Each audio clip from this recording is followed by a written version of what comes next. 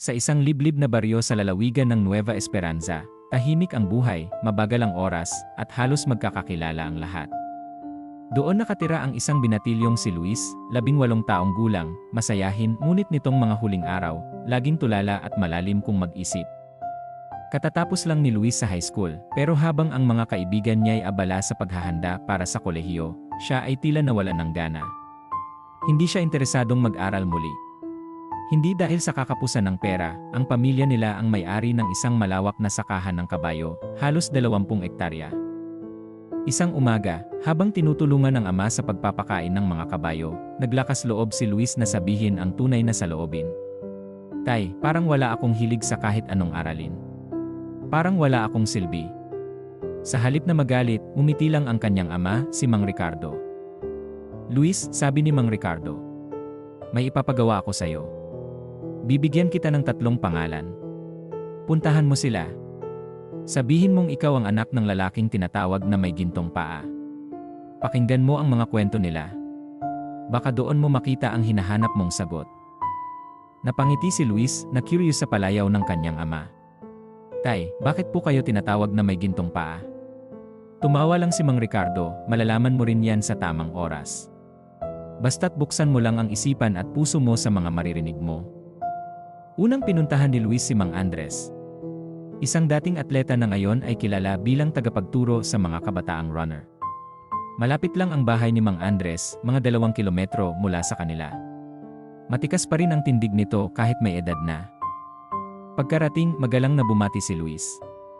Ako po si Luis. Anak ni Mang Ricardo, yung tinatawag na may gintong paa. Napangiti si Mang Andres at tila nagbalik ang mga alaala sa kanyang isipan. Aba, anak ka pala ni Ricardo. Halika't magkwentuhan tayo. Ako'y palaging kulelat sa klase noon. Kwento ni Mang Andres. Pang 38 sa 14 estudyante. Pero pagdating sa takbuhan, abay doon ako nagkailaw. Taon-taon akong nag-ensayo. Una'y walang naniniwala, pero sa 3 taon, may medalya na ako. Sa 5 taon, sunod-sunod na ang tagumpay. Tahimik si Luis.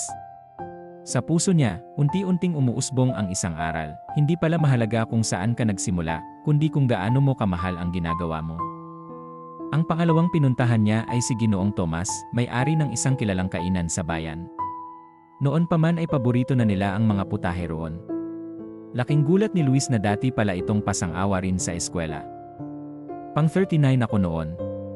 Tawa ni Ginoong Tomas. Wala akong maintindihan sa klase. Pero mahilig akong kumain at makipagkwentuhan. Kaya sinimulan kong matutong magluto. Unay para sa sarili ko lang. Pero may pumuri at sinabi nilang ibenta ko raw. Sa unang taon, lugi ako. Pero hindi ako sumuko. Gumaling ako sa pagluto, natuto sa pagnenegosyo. Pagkaraan ng 5 taon. At ayon may kainan na akong dinadayo ng marami. Luis, tandaan mo. Isang talento lang ang kailangan mo. Pag minahal mo yan, susunod naman ang tagumpay. Napahanga si Luis. Muling tumibok ang pag-asa sa dibdib niya. Pero may isa pa siyang kailangang puntahan, ang huli sa listahan. Dumiretso siya sa isang payak na bahay. Malayo sa ganda ng una niyang pinuntahan. Doon niya nakilala si Ginoong Miguel, isang tahimik ngunit matalinong lalaki.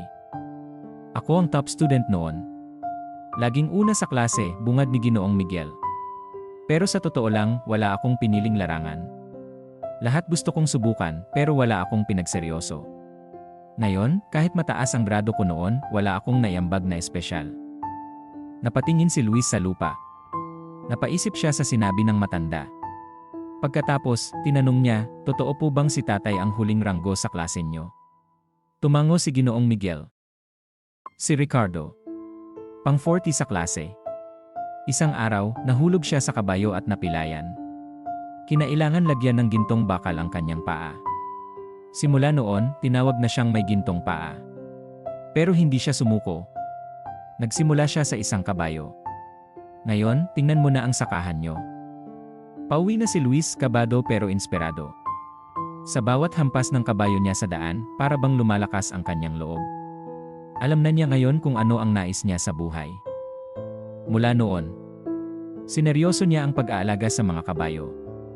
Natutunan niya ang tamang pag-train, pag-intindi sa kilos ng mga ito, at pati ang pag-aaral ng hayop at agrikultura. Nahanap niya ang dahilan ng kanyang pagbangon araw-araw.